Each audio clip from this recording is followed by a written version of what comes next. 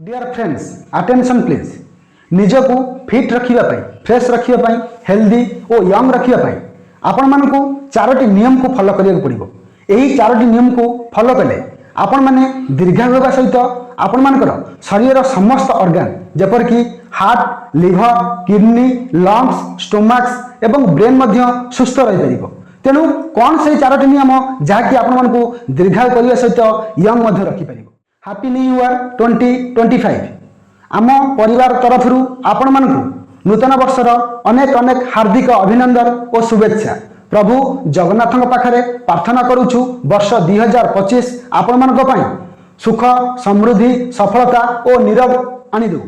Video start करने पूर्व आपण मानक गोटे रिक्वेस्ट करुछि ए वीडियो को आपण मानकर फ्रेंड्स और रिलेटिव्स को ग्रुप्स रे शेयर करंतु एवं चैनल को जदि नुआ आछंती आपण माने सब्सक्राइब करी बेल आइकन को प्रेस करंतु नचेत आपण माने अनेक गुडिए हेल्थ रिलेटेड वीडियो को मिस करि जिवे। तबे कौन से 4 रूल्स जहाँ को फॉलो कले आपण माने दीर्घायु होगा सहित फ्रेश रहिबे फिट रहिबे हेल्दी रहिबे एवं अधिक दिन यंग रहि परिबे। नंबर 1 भलो खाइबा। यार अर्थ कौन? यार अर्थ हूँ गुड डाएट। आपण माने दिन को केते थर खाउछंती केते टाइम्स खाउछंती 6 टाइम 10 टाइम 5 टाइम देखंतु आपण मानको प्रत्येक दिन 5 रु 6 टाइम खाइया को पड़िबो। जेपरि आपण माने सखाळे प्रत्येक दिन मॉर्निंग स्नैक्स खाइबे तापरे आपण माने घंटे छाड़ला परे आपण माने ब्रेकफास्ट खाइबे। यार 2 घंटा परे आपण माने किछि ड्राई फ्रूट्स एवं फलमूल बा फ्रूट्स मध्य खाइ परिबे। यार किछि समय परे आपण माने लंच खाइबे बा 2 पहर समय आपण माने लंच खाइबा पई चेष्टा करिवे एवं संध्या 5टा बेले आपण माने इवनिंग स्नैक्स खांतु एवं प्रत्येक दिन राति 8टा रु 9टा भितरे आपण माने डिनर करिया पई चेष्टा करंतु। देखंतु प्रत्येक दिन आपण माने मॉर्निंग स्नैक्स रे कोन खाइबे किछि गजा मुग किछि गजा बुट को आपण माने खाइ परिबे। बेसी खांतु नाही ये आपण मानकर इंडाइजेशन हबो प्रॉपर्ली डाइजेशन हेबो नाही। तेणु आपण माने अल्प खांतु गोटे मुठा मात्र खांतु। यार गोटे घंटा परे आपण माने ब्रेकफास्ट खांतु। ब्रेकफास्ट कौन खाइबे देखंतु आपण माने इडली खांतु चूड़ा संतुला खांतु उपमा खांतु रुटी खाइ परिबे पिठा खाइ परिबे आपण माने सिझा अंडा खाइ परिबे। एही परि भाबे आपण माने ब्रेकफास्ट खांतु। ब्रेकफास्ट जदि आपण मानकर भल हेबा नाही तबे दिनटी ठीक ठाक कटिबा नाही। तेणु आपण माने चेष्टा करंतु पेट पूरा खाइबा पई। ब्रेकफास्ट रे आपण माने पेट फुल करी खांतु।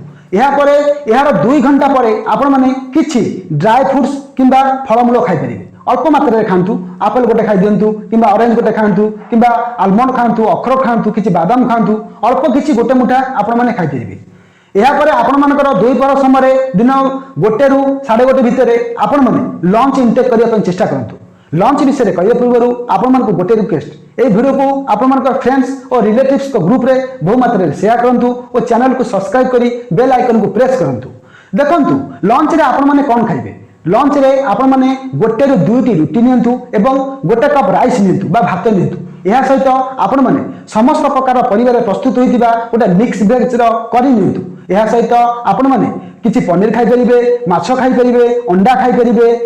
या परे आपण माने एही मील ले आपण माने निश्चय सालाड को ऐड करंतु। यह सहित 1 कप फ्रेश दही की आपण माने खांतु कारण दही रे अछि लैक्टिक एसिड जहाँकि आपण मानकर हजम प्रक्रिया को त्वरान्वित करबा सहित आपण मानकर मेटाबॉलिज्म प्रोसेस रे मध्य सहायता करिताय। तेणु चेष्टा करिवे प्रत्येक दिन फ्रेश दही 1 कप खाइया पई।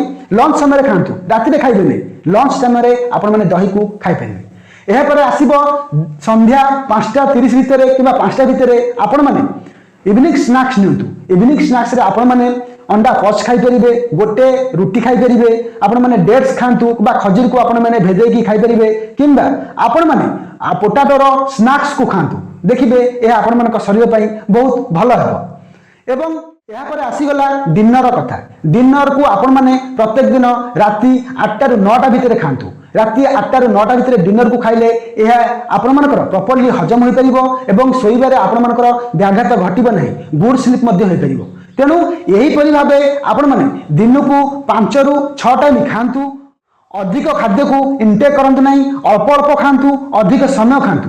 देखिबे आपण माने निरोग रही परिबे दीर्घायु रहिबा सहित अनेक दिन पर्यंत यंग मध्य रही परिबे। नंबर 2 भलो पीबा बा गुड ड्रिंक। यार अर्थ कोन? भलो पीबा माने आपण मानक खराब पानी पिउचंती नाही। देखंतु चेष्टा करंतु आपण माने सदा सर्वदा शुद्ध पानी की पीबे, प्यूरिफाई पानी की पीबे, अधिक गरम पानी पीबे नहीं कि अधिक ठंडा पानी पीबे नहीं। फ्रिज रु डायरेक्ट आपण माने पानी आनुचंती पिउचंती, यह आपण मानक शरीर पई केते खराब आपण मानक जानचंती कि?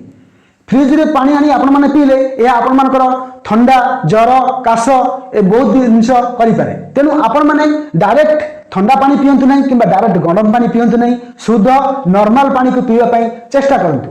आपण माने चाहा कॉफी को बेसी मात्रा रे पियंतु नहीं, सकाळे गोटे कप पियंतु एवं संध्यारे गोटे कप पियंतु, एहा थारो अधिक पियंतु नहीं। एहा आपण मानक शरीर पई बहुत क्षतिकारक होइथाय, कारण चाहा कॉफी रे कैफीन थाय जहा कि आपण मानकर निदरे व्याघात घटै परिबो। सेहि परि आपण माने बाजार रे उपलब्ध थिबा energy drink, power drink, beer, alcohol को संपूर्ण रूप अवॉइड करंतु, कारण यह आपण मानकर इंटरनल ऑर्गन को संपूर्ण रूप खराब कर दे पारे। देखंतु पावर ड्रिंक और एनर्जी ड्रिंक रे बहु मात्रा रे चीनी थाए जहा कि आपण मानकर फैट रो कारण हबो।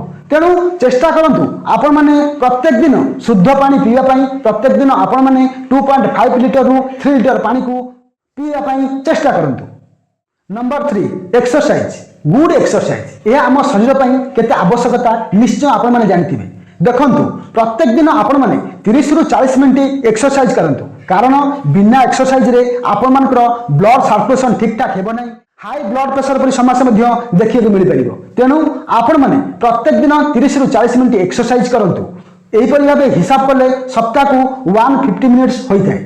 आपण माने सप्ताह को 5 दिन एक्सरसाइज करंतु, 2 दिन ब्रेक नियंतु, लगातार 2 दिन ब्रेक नियंतु नहीं, मझिरे मझिरे आपण माने गोटे दिन ब्रेक नै परिबे। सप्ताह को 7 दिन 5 दिन एक्सरसाइज करिवे, 2 दिन ब्रेक नेबे। एही परि भाबे आपण माने फुल सप्ताह रे एक्सरसाइज करंतु।